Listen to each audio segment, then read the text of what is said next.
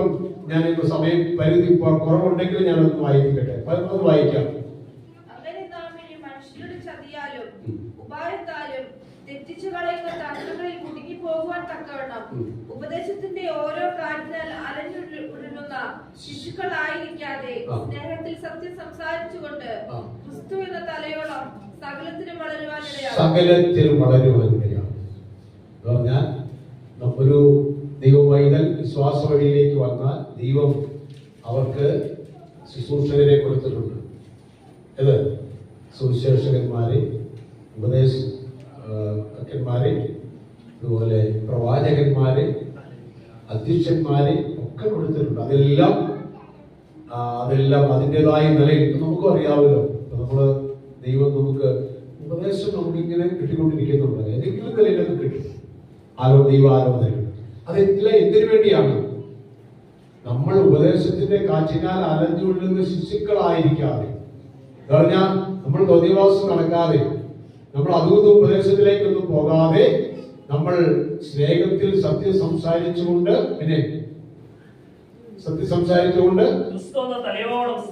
സകലത്തിലും വളരുക. ക്രിസ്തു എന്ന തലയോളം വളരാനുള്ള എല്ലാ സാഹചര്യങ്ങളും മുഖാന്തരങ്ങളും ആരൊരുക്കി തരുന്ന ദൈവവൈതൽ ശ്വാസ വഴിയിലേക്ക് വന്നാൽ അവർക്ക് ദൈവം ഒരു സംശയമില്ലാത്ത കാര്യം. നമ്മൾ ആഗ്രഹിക്കുകയും പ്രാർത്ഥിക്കുകയും ചെയ്താൽ, ഞാനത് ആദ്യം ഒന്ന് സൂചിപ്പിച്ചു എന്ന് പറഞ്ഞാൽ, കുനിഞ്ഞിരിക്കുന്നവരെ യഹോവ നിവർത്തുന്നവനാണ്. ഒരിക്കലും തന്റെ ഭക്തന്മാർ കുനിഞ്ഞ് ഇങ്ങോട്ട് നോക്കി കാത്തിരിക്കാൻ ദൈവം സമ്മതിക്കുകയില്ല. അവരെ പിടിച്ച് നിവർത്തുന്നവനാണ്. ഇനി ഞാൻ 2-3 പെട്ടെന്ന് എനിക്ക് അനുവദിക്കപ്പെട്ട സമയത്തിനുള്ളിൽ കുനിഞ്ഞിരിക്കുന്ന ചിലരെ ദൈവം നിവർത്തിയതിനെ കുറിച്ച് ചില അനുഭവങ്ങൾ പങ്കുവയ്ക്കാൻ നമുക്ക് ആദ്യമായിട്ട് വായിക്കാം. ഉൽപ്പത്തി പുസ്തകം 40-ാം അധ്യായം 4-ാമത്തെ വാക്യം വായിക്കാം. ഉൽപ്പത്തി പുസ്തകം നമുക്ക് അറിയാവുന്ന കാര്യം, എല്ലാവർക്കും പരിചയമുള്ള വ്യക്തിയാണ് യോസേഫ് എന്ന് പറയുന്ന വ്യക്തി.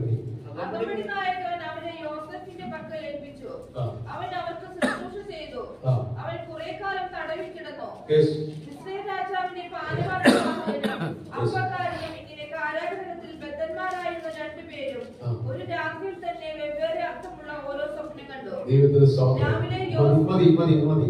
നമുക്ക് 41-ന്റെ 38 മുതൽ 43 വരെയുള്ള വാക്യമായി. 41-ന്റെ അടുത്ത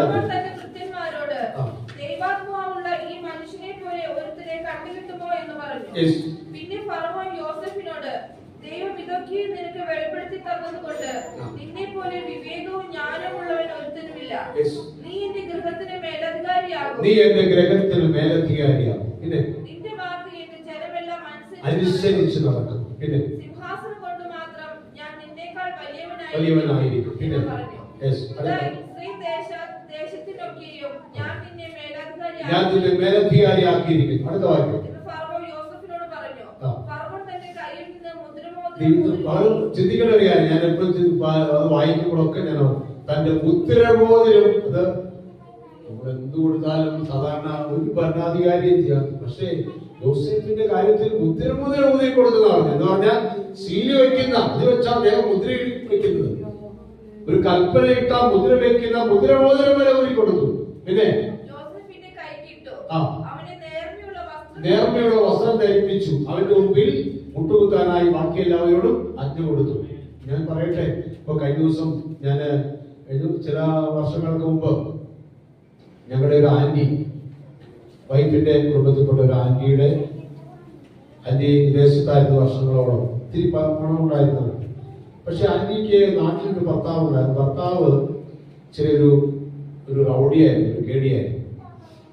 അദ്ദേഹം ഒരു വഴക്കിൽ, ഒരു പ്രശ്നത്തിൽ ഈ ആന്റിയുടെ ആങ്ങളെ കൊന്നു. വലിയ ഈ നെച്ചൂര് ഭാഗത്ത്, എറണാകുളം നെച്ചൂര് ഭാഗത്ത് വലിയ കുടുംബക്കാരാണ്. പക്ഷെ അതൊക്കെ പത്രങ്ങളിലൊക്കെ വന്ന വലിയ വാർത്തയായ കാര്യമാണ്. കൊന്നു.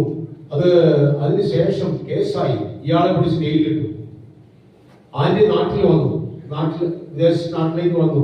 ഇവിടെ ആയിരിക്കുന്ന സമയത്ത് ഗവൺമെന്റ് ആലോചിച്ച് ഈ വ്യക്തിക്ക് പരോൾ കൊടുക്കാൻ തീരുമാനിച്ചു. നിങ്ങൾക്കറിയാമോ, നിങ്ങൾക്ക് അതിനെക്കുറിച്ച് രാഷ്ട്രീയ അറിയായിരിക്കും. ഗവൺമെന്റിന് ഏതൊരു വ്യക്തിയെയും മോചിപ്പിക്കാനുള്ള അധികാരമുണ്ട്. പരോൾ കൊടുക്കാൻ, മോചിപ്പിക്കുക എന്ന് പറഞ്ഞാൽ ഫ്രീ റിലീസ് ചെയ്യാനില്ല, പരോൾ കൊടുക്കാനുള്ള അധികാരം ഗവൺമെന്റിനുണ്ട്.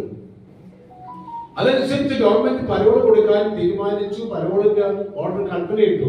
ഇന്ന ദിവസം കരുണാകരനാണെന്ന് മിനിസ്റ്റർ. അപ്പൊ ആന്റിക്ക് അറിയാം ഇയാൾ പുറത്തിറങ്ങിയാൽ ആന്റിയാണ് കേസ്, സ്വന്തം ഭാര്യ എന്ന് വിചാരിക്കണം, കേസ് പറഞ്ഞ് ഇയാളെ ജയിലിലാക്കിയത് ആന്റികളെ കൂടിയാണ്. സാക്ഷി പറഞ്ഞു കൃത്യമായിട്ട് അറിയാവുന്നുണ്ട്, ഇവർ പുറത്തിറങ്ങിയ ആന്റിനെ കൊല്ലും, ഭർത്താവാണെങ്കിൽ പോലും. അപ്പോ ആന്റി കരുണാകരന്റെ അടുത്തേക്ക് എത്തും. എനിക്ക് കൃത്യമായിട്ട് അറിയാം, അതിന്റെ സാഹചര്യം അറിയാം. ഞാനൊക്കെ ഒരു മന്ത്രിയെ, മുഖ്യമന്ത്രിയെ കാണാൻ ഞാനും പോയിട്ടുണ്ട്, MLA കൂടെ പോയിട്ടുണ്ട് ഇതിനു മുമ്പ്. ആന്റി അവിടെ ചെന്നു. അപ്പൊ ഒത്തിരി ആളുകൾ കരുണാകരനെ കാണാൻ വേണ്ടിയിരിക്കുക. ഈ പുള്ളിക്കാരി കരുണാകരൻ റൂമിൽ നിന്ന് പുറത്തേക്ക് ഇറങ്ങിയിട്ട് ഒരു അച്ഛനെ കണ്ടതാണ്. ഒരു ഉപ്പായിട്ട് ഒരു അച്ഛനെ വരാൻ പറഞ്ഞു. അച്ഛനെ വിളിക്കാൻ പറഞ്ഞു. അച്ഛനെ വിളിച്ച് മുറിയിലേക്ക് കയറ്റി ചില കാര്യങ്ങളൊക്കെ സംസാരിച്ചു. പുള്ളി അടിച്ചു വണ്ടി പോകാൻ തുടങ്ങുക. ബാക്കിയുള്ളവരോട് പുള്ളിക്ക് സംസാരിക്കാൻ സമയമില്ല മുഖ്യമന്ത്രിക്ക്. ആന്റി വിട്ടില്ല. ആന്റി എന്ന് കരുണാകരനെ ചെന്ന് തടഞ്ഞു. സാർ ഇത് കണ്ടിട്ട് പോയാൽ മതി എന്ന് പറഞ്ഞു. പോലീസുകാരും ഉദ്യോഗസ്ഥരൊക്കെ ആന്റിയെ തടയുന്നു. പക്ഷെ ആ പുള്ളിക്കാരി ഒരു അലർച്ചയും നടപടിയൊക്കെ അവിടെ ഇട്ടു. ഈ കാര്യം ഒരു നിവൃത്തിയില്ലാത്തതുകൊണ്ട് കരുണാകരൻ പറഞ്ഞു ആ സഹോദരൻ സ്ത്രീയെ കൊണ്ട് കൊണ്ടുവരാൻ പറഞ്ഞു. മുറിയിലേക്ക് അവരോട് സംസാരിച്ചു. ആന്റി പറഞ്ഞു കാര്യങ്ങളെല്ലാം കരുണാകരനെ ബോധ്യപ്പെടുത്തി. ഇതാണ് സംഭവം, ഇയാൾക്ക് പലരോട് കൊടുക്കാൻ പാടില്ല. അപ്പൊ കരുണാകരൻ എഴുതി ഉദ്യോഗസ്ഥര് കരുണാകരന്റെ സീലെടുത്ത് കുത്തി ഓർഡർ ക്യാൻസൽ ചെയ്തു. അയാൾക്ക് പലരോട് കൊടുക്കുന്ന ഓർഡർ ക്യാൻസൽ ചെയ്തു. മുഖ്യമന്ത്രി ആഭ്യന്തരമന്ത്രിയും കൂടി വകുപ്പുകളും കൂടി കയ്യിലായിരുന്നു. ക്യാൻസൽ ചെയ്തു. അപ്പൊ ഞാൻ പറഞ്ഞത് ഈ ഒരു ഭരണാധികാരിയുടെ അധികാരം വെളിപ്പെടുത്തുന്നതാണ് എന്ത്, അയാളുടെ സീൽ എന്ന് പറയുന്നത്. അയാളുടെ സീൽ, അയാളുടെ ഒപ്പും സീലും എന്ന് പറയുന്നത്. ഇത് എടുത്ത് യോസേഫിന് കൊടുത്തത് പറഞ്ഞോ അതിന് വലിയൊരു കാര്യമുണ്ടോ? ഞാനത് പറയാൻ വേണ്ടി പറഞ്ഞത്. ഞാൻ ഒരു ഉദാഹരണം പറഞ്ഞെന്ന് മാത്രമേ ഉള്ളൂ. പ്രിയപ്പെട്ടവരെ, യോസേഫിനെ, ഇത് സംഭവം ഇതാണ്. യോസേഫിനെ ദൈവം ഉയർത്തി. കുനിഞ്ഞു പോയാൽ ആദ്യത്തെ വാക്യത്തെ വായിച്ചു. കുറെ കാലം ആരൊക്കെ കിടന്നു? യോസേഫ് കിടന്നു. യോസേഫിന്റെ കൂടെ ആര് കിടന്നു? അപ്പക്കാരുടെ പ്രമാണി എന്ന് ഫറവോന്റെ പാനപാത്രമാകരുടെ പ്രമാണി. അവർക്കൊക്കെ മേലധികാരി ആരായിരുന്നു? യോസേഫ്. പക്ഷേ യോസേഫും കിടന്നു. ആരുണ്ട്? ഇവരൊക്കെ ഉണ്ട്, തടവിലുണ്ട്. യോസേഫ് നീതിമാനും വിശ്വസനുമാണെന്ന് സൂപ്രണ്ടിന് തോന്നിയതുകൊണ്ടാണ് യോസേഫിന്റെ കീഴിൽ അവരെ ആക്കിയത്. പക്ഷേ ദീർഘകാലം തടവിൽ കിടന്നു. ആ തടവിൽ കിടന്നപ്പോ യോസേഫ് എങ്ങനെയായിരുന്നു? തലമുടി കുറിക്കാതെ. ഇത് ഞാൻ എന്റെ അഭിപ്രായമല്ലോ കേട്ടോ. പിന്നീട് നമ്മൾ വായിക്കുന്നുണ്ട്, അവിടെ ചരിത്രത്തിൽ വായിക്കുന്നുണ്ട്, ഫറവോൻ കൽപ്പനയിട്ടു എന്ന് പാനപാത്രമാകേണ്ട പ്രമാണിയെ പിന്നീട് നിയമിച്ചപ്പോൾ അവൻ ഫറവോനൊരു സ്വപ്നം കണ്ടപ്പോ ആ സ്വപ്നം വ്യാഖ്യാനിക്കാൻ ആരില്ലാതെ വന്നപ്പോഴാണ് പുള്ളി ഓർക്കുന്നത്, ഞാൻ ആരെ മറന്നു? യോസേഫിനെ മറന്നു. യോസേഫ് എനിക്ക് തടവിൽ വെച്ച് ഒരു സ്വപ്നം വിവരിച്ചു വന്നത് ശരിയായല്ലോ, ഞാൻ മറന്നല്ലോ എന്ന് പറഞ്ഞ് അദ്ദേഹം വേഗം ഫറവോനോട് റിപ്പോർട്ട് ചെയ്തു. ഇങ്ങനെ ഒരാൾ തടവിൽ കിടപ്പുണ്ട്, ഞാൻ ഇപ്പോൾ എന്റെ തെറ്റ് ഓർക്കുന്നു. അപ്പോ ഫറവോൻ ആ കാര്യം കേട്ടപ്പോൾ വേഗം അവനെ കൊണ്ടുവരാൻ പറഞ്ഞു, കൽപ്പനയിട്ടു. അപ്പൊ ഉദ്യോഗസ്ഥന്മാർ വന്ന് തടവിൽ വന്ന് യോസേഫിനെ എന്ത് ചെയ്യുന്ന വായിക്കുന്നത്? അവനെ കുളിപ്പിച്ചു, നല്ല വസ്ത്രം ധരിപ്പിച്ചു, അവന്റെ മുടിയൊക്കെ വെട്ടി, താടിയൊക്കെ ഷേവ് ചെയ്ത് മിടുക്കനാക്കി. എന്ന് പറഞ്ഞാൽ തടവാണ് എപ്പോഴും തടവറ. അവിടെ കട്ടിലില്ല, അവിടെ വൃത്തിയില്ല, ആ റൂമൊന്നും ക്ലീൻ ചെയ്യാൻ ആരുമില്ല. ചിലപ്പോൾ അവിടെ മൂത്രമൊഴിക്കേണ്ടി വരും, അല്ലെങ്കിൽ വളരെ വൃത്തികേടായിട്ടൊക്കെ ആയിരിക്കും അത് കിടക്കുന്നത്. അതൊന്നും ആരും ക്ലീൻ ചെയ്ത് 4 വർഷങ്ങളായിട്ട് അത് കിടക്കുമായിരിക്കും. തടവിന്റെ അന്തരീക്ഷം തന്നെയാണ്. പ്രിയപ്പെട്ടവരെ, യോസേഫിനെ അവിടുന്ന് ഇറക്കിക്കൊണ്ടുവന്നു. ഞാൻ പറഞ്ഞു വന്ന ഇതാണ്, കുനിഞ്ഞു പോയ യോസേഫ് തന്റെ സഹോദരന്മാരാണ് അവരെ ഒറ്റുകൊടുത്തത്. അവരവനെ കൊല്ലാൻ ശ്രമിച്ചു, പീഡനം ചെയ്തു, അവരവനെ ഒട്ടക്കറ്റിലിട്ടു, അവിടുന്ന് വലിച്ചു കയറ്റി വിദ്യാലയ കച്ചവടക്കാർക്ക് വിറ്റു. പ്രിയപ്പെട്ടവരെ, ഞാനിങ്ങനെ തുറന്നു പറയും, നിരാശ കൊണ്ട് കുനിഞ്ഞു പോയ, അല്ലെങ്കിൽ എല്ലാവരും ഉപേക്ഷിക്കപ്പെട്ട് സങ്കടത്താൽ കുനിഞ്ഞുപോയ യോസേഫിനെ ദൈവം ഉയർത്തി. പറയുക, എന്റെ പ്രിയ സഹോദരന്മാരെ, നിങ്ങളുടെ സങ്കടങ്ങൾ നിങ്ങളെ പിടിവിച്ച് നിങ്ങളെ നിവർത്തുവാൻ മതിയായവൻ യേശു മാത്രമാണ്. ഹല്ലേലൂയ. യേശു കുനിഞ്ഞിരിക്കുന്നവരെ നിവർത്തുന്നവനാണ്. ഹല്ലേലൂയ. സങ്കടത്താൽ കുനിഞ്ഞുപോയ മനുഷ്യരെ നിങ്ങളുടെ ഭാരങ്ങൾ അറിഞ്ഞ്, നിങ്ങളുടെ മനോവിഷമങ്ങൾ മനസ്സിലാക്കി നിങ്ങളെ നിവർത്തുവാൻ, നിങ്ങളെ ഉയർത്തുവാൻ യേശു മതിയായവനാണ്. ഞാനത് 100% വിശ്വസിക്കുന്നതാണ്. ഏത് സങ്കടമായി പറയട്ടെ. ഇപ്പോ ഒരാൾ ഒത്തിരി പഠിച്ചു എന്ന് വിചാരിക്കുമ്പോ ഞാൻ എന്റെ ഒരു ഉദാഹരണം പെട്ടെന്ന് പറയാ. ഞാൻ ആദ്യം പറഞ്ഞല്ലോ പോസ്റ്റ് ഗ്രാജുവേറ്റ് ആയിരുന്നു. കൊമേഴ്സ് വിഷയത്തിലാണ് പോസ്റ്റ് ഗ്രാജുവേറ്റ്. അത് ചെറിയ ഇടുക്കി ജില്ലയിൽ അക്കൗണ്ടിങ് എന്ന് പറയുന്ന ഒരു പേപ്പർ ഡിഗ്രിക്ക് പഠിക്കും. ഏറ്റവും കൂടുതൽ മാർക്ക് എനിക്കുണ്ട് അന്ന് എഴുതിയത്. എന്നിട്ട് ഈ ആത്മീയ രംഗത്തേക്ക് തിരിഞ്ഞു. ജോലിക്കൊന്നും പോയില്ല. ഒത്തിരി എതിർപ്പുകളെല്ലാം ഉണ്ടായിരുന്നു. എന്റെ കൂടെ പഠിച്ചവർക്ക് എല്ലാം ജോലിയുണ്ട്. ഇപ്പൊ അവരൊക്കെ റിട്ടയർ ആയി. ട്രഷറിയിലെ മാനേജറായിട്ടും അതുപോലെ സെയിൽ ടാക്സിന്റെ അസിസ്റ്റന്റ് കമ്മീഷണർ എന്റെ കൂടെ പഠിച്ച ആളാണ്. സെയിൽ ടാക്സിന്റെ അസിസ്റ്റന്റ് കമ്മീഷണർ പഠിച്ച ആളുണ്ട്. അപ്പൊ അതുപോലെ ഉയർന്ന ഉദ്യോഗസ്ഥന്മാർ പലരുമുണ്ട്. സാധാരണ ജോലിക്കാരുണ്ട്, വില്ലേജ് ഓഫീസർമാർ. ഞാനൊക്കെ അവിടെ ചെന്ന് എനിക്ക് തൊടുപുഴ കരിമൂന്നൂർ കുറച്ചാൾ മുമ്പ് ചെന്ന് കഴിഞ്ഞാൽ വില്ലേജ് ഓഫീസറിൽ നിന്ന് ചെന്ന ഒരു കാര്യത്തിൽ ഞാൻ ഇതുവരെ നിന്നിട്ടില്ല. അവരെ ഇറങ്ങി വന്ന് കാര്യങ്ങൾ ചെയ്തു തരാറുണ്ട്. ഇപ്പോഴും ഞാൻ ഇവിടെ ചെന്നപ്പോഴും ഞാൻ വില്ലേജ് ഓഫീസറുടെ കാര്യത്തിൽ അകത്തേക്ക് കയറി പോയി ഒരാൾ വാതിൽ അവിടെ കസരയിൽ കൊണ്ട് നോക്കിയപ്പോ മുടിയെല്ലാം നനച്ചെടുത്തൽ. അവൻ എന്നെ കണ്ടപ്പോ ഇങ്ങനെ ഒന്ന് തുരിച്ചു നോക്കുക. ഞാനിങ്ങനെ അവൻ ആദ്യം പറഞ്ഞു ഏതോ ബുദ്ധിജീവിയാണെന്ന് വിചാരിച്ചെന്ന് പറഞ്ഞു. അതെ, ഞാനൊരു കളർ രൂപയായിട്ട് പാലിട്ട് താടിയൊക്കെ നീട്ടി ഏതോ ബുദ്ധിജീവിയാന്ന് പറഞ്ഞു. ഞാൻ മൈൻഡ് ചെയ്തില്ലെന്ന് പറഞ്ഞു. എന്നെ കൂടെ പഠിച്ചവനായിരുന്നു. അവൻ റിട്ടയർ ആയി. വില്ലേജ് ഓഫീസറായിട്ട് റിട്ടയർ ആയവനാണ്. അവിടെ ഇരിപ്പുണ്ട്. അവൻ വേഗം തന്നെ ഇത് എന്റെ സുഹൃത്താണ് പുള്ളി. ഞാൻ അങ്ങോട്ട് കയറി പോലില്ല, അവിടെ ഒന്നും ചെയ്തില്ല. അതെല്ലാം റെഡിയാക്കി തന്നുകൊണ്ട് അവരോട് പറഞ്ഞ്, കാരണം അവനോട് ഓഫീസിലെ ഉദ്യോഗസ്ഥനായിരുന്നു അവനാണ്. അപ്പൊ മറ്റുള്ള സ്റ്റാഫിനോട് പറഞ്ഞ് വേഗം തന്നെ. ഇപ്പൊ ഞാൻ പറഞ്ഞു വന്നത് ഒക്കെ പറഞ്ഞതല്ല, ജോലിക്കൊന്നും പോയില്ല അതിനുശേഷം ഈ ആത്മീയ രംഗത്തേക്ക്. പക്ഷെ പിന്നീട് ഇത്രയെല്ലാം ശ്രദ്ധിച്ചു. കാരണം അക്കൗണ്ടിങ്ങിലെ ഞങ്ങള് ഒരു CA പഠിക്കുന്ന നിലയിൽ നമ്മൾ പഠിച്ചായിരുന്നു. ഏത് പ്രോബ്ലം ചെയ്യുവാൻ എക്സസൈസിൽ MC Shukla and Jain and Narak എന്നൊക്കെ പറഞ്ഞു ഡിഗ്രി പഠിക്കുന്നുള്ളവരുടെ അങ്ങനെ വലിയ പുസ്തകമുണ്ട്. അതിൽ ഏത് എക്സസൈസ് ചെയ്ത് പ്രോബ്ലം ചെയ്യുവാൻ. അപ്പോ അങ്ങനെ പഠിച്ചിട്ടും നമ്മള് ആ പ്രാക്ടീസ് ചെയ്തില്ല. അതിന്റെ ഒരു ചെറിയൊരു വിഷമം മനസ്സിലേക്ക് എവിടെയോ ഉള്ളിലുണ്ടായിരുന്നു. പക്ഷെ ദൈവം അതിനുള്ള അവസരം തന്നു. ഞാൻ പറയട്ടെ, ഞാൻ കോഴിക്കോട് അവിടെ ചെന്നു. അവിടെയുള്ള ഏറ്റവും അറിയപ്പെടുന്ന MBS എന്ന് പറയും മുസ്ലിം എഡ്യൂക്കേഷൻ സൊസൈറ്റിയുടെ കോളേജ്, അതുപോലെ ഹോളി ക്രോസ് എന്ന് പറയുന്ന കത്തോലിക്കരുടെ ഇതെല്ലാം യൂണിവേഴ്സിറ്റി അഫിലിയേറ്റ് കോളേജസ് ആണ്. അതുപോലെ വേറൊരു കോളേജ് നാഷണൽ, അതുപോലെ യൂണിവേഴ്സൽ എന്ന് പറയുന്ന കോളേജുകളിലൊക്കെ എനിക്ക് ഒരു ബുദ്ധിമുട്ടും കൂടാതെ അവിടെ പഠിപ്പിക്കാൻ അവസരം ദൈവം തന്നു. ഞാൻ അവിടുത്തെ സ്റ്റാഫായി പ്രവർത്തിച്ചു ചില വർഷങ്ങൾ. അവസാനം എനിക്ക് സമയം കുറവുകൊണ്ട് ഞാൻ പാർട്ട് ടൈം ആയിട്ട് മാറി അവിടെ എങ്ങനെ ക്ലോസ് ഇപ്പം നിർത്തിയത്. ചില കൊറോണ വന്ന സമയത്ത് വരെ പഠിപ്പിച്ചിരുന്നു 10-15 വർഷത്തോളം. ഞാൻ പറഞ്ഞ അപ്പൊ എന്റെ ആ നിരാശയും എത്രയോ കുട്ടികളെ, നൂറുകണക്കിന് കുട്ടികളുമായിട്ട് സംവദിക്കാനും അവരുടെ പേപ്പറുകൾ വാല്യുവേഷൻ ചെയ്യാനും. അപ്പൊ ഞാനിപ്പോൾ ഓർക്കുകയാണ്, ഒരിക്കൽ ഇവിടെ ഫറൂഖ് കോളേജ് എന്ന് പറയും. ഫറൂഖ് കേട്ടിട്ടുണ്ടോ? ഫറൂഖ് കോളേജ് എന്ന് പറഞ്ഞാൽ ആ സ്ഥലത്തേക്ക് ഫറൂഖ് കോളേജിലാക്കി മാറ്റി. കോഴിക്കോടിന് അടുത്തുള്ള കോഴിക്കോട് ഇവിടുന്ന് പോയിരുന്നു. അവിടെ എത്തുന്നതിന് മുമ്പ് ഫറൂഖ് കോളേജിൽ വെച്ചൊരു വാല്യുവേഷൻ ക്യാമ്പ് നടക്കും. അപ്പൊ ഈ ക്യാമ്പിന്റെ ക്യാപ്റ്റൻ എന്ന് പറയും. ക്യാപ്റ്റൻ എന്റെ ഒരു സാറാണ്. എന്റെ അടുത്തൊരു സുഹൃത്ത്, ഒരു പ്രൊഫസറാണ്, പ്രൊഫസർ ശ്രീകുമാറാണ്. അപ്പോ ഇദ്ദേഹം വേറെ മുറിയിലായിരിക്കുന്നത്. ഇപ്പൊ ഞങ്ങൾ ഇങ്ങനെ കുറെ പേര്, ഞാൻ അന്തം കൊണ്ടുപോയിട്ടുണ്ട്, വലിയ ഡോക്ടറേറ്റ് ഉള്ളവരൊക്കെ എന്റെ കൂടെ ഇരുന്ന് വാല്യുവേഷൻ ചെയ്യുന്നുണ്ട്. ഞാൻ പാൻറ് ഷർട്ട് അങ്ങനെ ഇരിക്കുക. അപ്പോ ഒരു ചേച്ചി, അവിടുത്തെ സ്റ്റാഫ്, നിങ്ങൾക്കറിയാം ഫറൂഖ് കോളേജ് എന്ന് പറഞ്ഞാൽ ഇത്ര ബ്യൂട്ടിഫുൾ കോളേജ് എന്നറിയാമോ?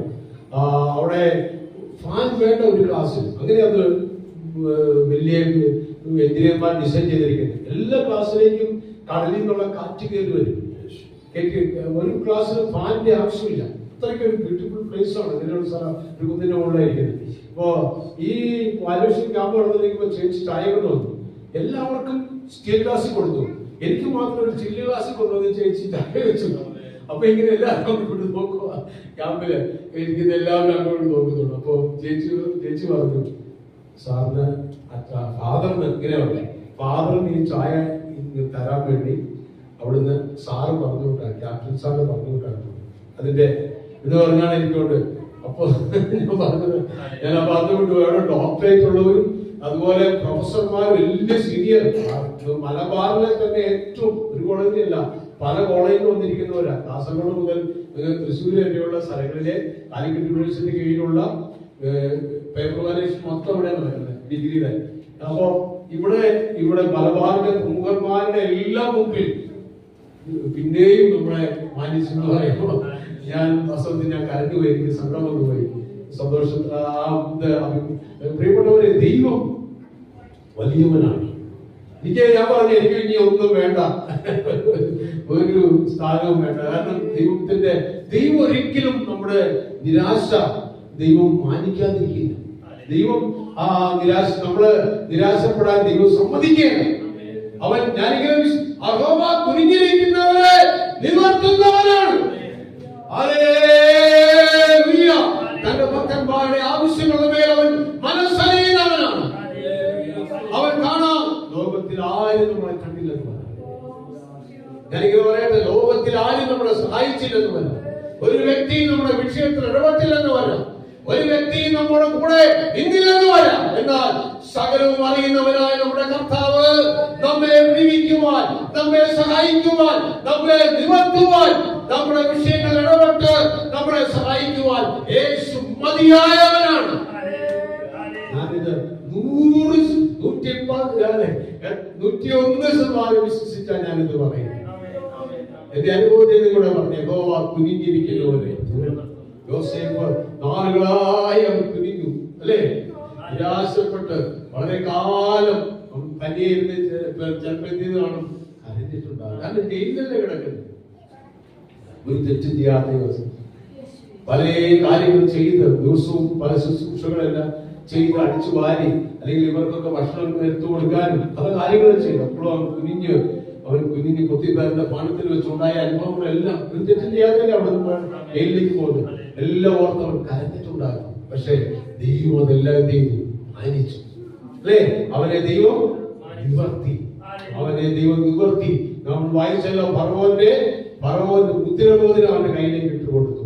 ഞാൻ പ്രിയപ്പെട്ടവരെ, അതുപോലെ ഞാൻ വിചാരിക്കുന്നില്ല, ഇനിയും അനേകരെ ദൈവം ഉയർത്തിയതായിട്ട് വേദപുസ്തകം സാക്ഷിക്കുന്നുണ്ട്.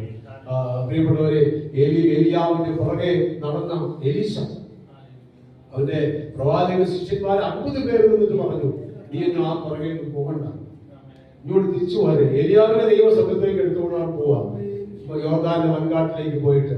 നീ എന്തിനാ ആ പുറകെ പോകണം? പക്ഷേ എലീശ പറഞ്ഞു, യഹോവയാണേ നിന്റെ ജീവനാണ്. ഏലിയാവിനോട് പറഞ്ഞു, നിന്റെ ജീവനാണേ ഞാൻ നിന്നെ വിടുകയില്ല, നീ എവിടെ പോയാലും ഞാൻ അവിടെ ഉണ്ടാകും എന്നും പറഞ്ഞ ഏലിയാവിനെ പറഞ്ഞു. പക്ഷെ അവസാനം എന്താ സംഭവിച്ചത്? തികച്ചും എലീശയ്ക്ക് ആ നന്മകളെല്ലാം കിട്ടി. എലീശ തിരിച്ചു കൊടുത്തു. അവിടെ യോർദാന്റെ വൻകാട്ടിൽ വെച്ച് ഏലിയാവ് ചോദിച്ചു, നിനക്ക് എന്ത് വേണം? അപ്പൊ എലീശ പറഞ്ഞു, നിന്റെ മേൽ പകർന്ന ആത്മാവിന്റെ ഇരട്ടി പങ്കേൽക്കും. അപ്പോ ഏലിയാവ് പറഞ്ഞു, നീ പ്രയാസമുള്ള കാര്യം, പക്ഷേ ദൈവം എന്നെ എടുത്തുകൊണ്ട് പോകുന്ന സമയത്ത് നീ എന്നെ കാണുന്നെങ്കിൽ നിനക്കങ്ങനെ വരും പറഞ്ഞു. ഉടനെ അഗ്നിരഥങ്ങളും അഗ്നശ്വങ്ങളും, ഞാൻ തിരികെ പറയുന്ന കേട്ടോ, പ്രത്യക്ഷപ്പെട്ടു. ഏലിയാവിനെ ദൈവസഭത്തേക്ക് എടുത്തു. ആര് കണ്ടു? എലീശ കണ്ടു. ഏലിയാവിന്റെ മേൽ നിന്ന് വീണ പുതപ്പ്. അപ്പൊ എലീശാവ് നിലവിളി വിളിച്ചു, ഇതാ എന്റെ പിതാവേ ഇസ്രായേലിന്റെ തേരാളയുമായിരുന്നോ എന്ന് പറഞ്ഞ് എലീശ എന്ത് ചെയ്തു? നിലവിളിച്ചു. അറിയാവുന്ന നിലവിളിയാണ്. അപ്പൊ തന്നെ ഞാൻ വിചാരിക്കുന്നു, എലീശയുടെ മേൽ ദൈവാത്മാവിന്റെ മേൽ പകർന്ന ആത്മാവിന്റെ ഇരട്ടിപ്പങ്ക് ശക്തി വന്നു. ഏലിയാവിന്റെ മേൽ നിന്ന് വീണ പുതപ്പെടുത്ത് ആദ്യത്തെ അത്ഭുതം ആര് ചെയ്തു? എലീശ ചെയ്തു. യോർദാൻ കടന്ന അങ്ങോട്ട് പോയപ്പോ ആരാ വീശിയത്? രണ്ടുപേരുടെ പോയി. ആരൊക്കെ? ഏലിയാവ് വീശി. രണ്ടായി യോർദാൻ. ഇങ്ങോട്ട് പുതപ്പോ ആരാ ഉള്ളത്? ആര് മാത്രമേ ഉള്ളൂ? എലീശ മാത്രം. എലീശ പുതപ്പെടുത്ത് കീറി. അതുകൊണ്ട് എന്ത് ചെയ്തു? വീശി, അല്ലെ? യോർദാന്റെ മേൽ വീശിയപ്പോ യോർദാൻ എന്തായി മാറി? രണ്ടായി തിരിഞ്ഞു. എലീശ ഇക്കരെ കടന്ന് വരുന്നത് ആര് കണ്ടുകൊണ്ടിരിക്കുക?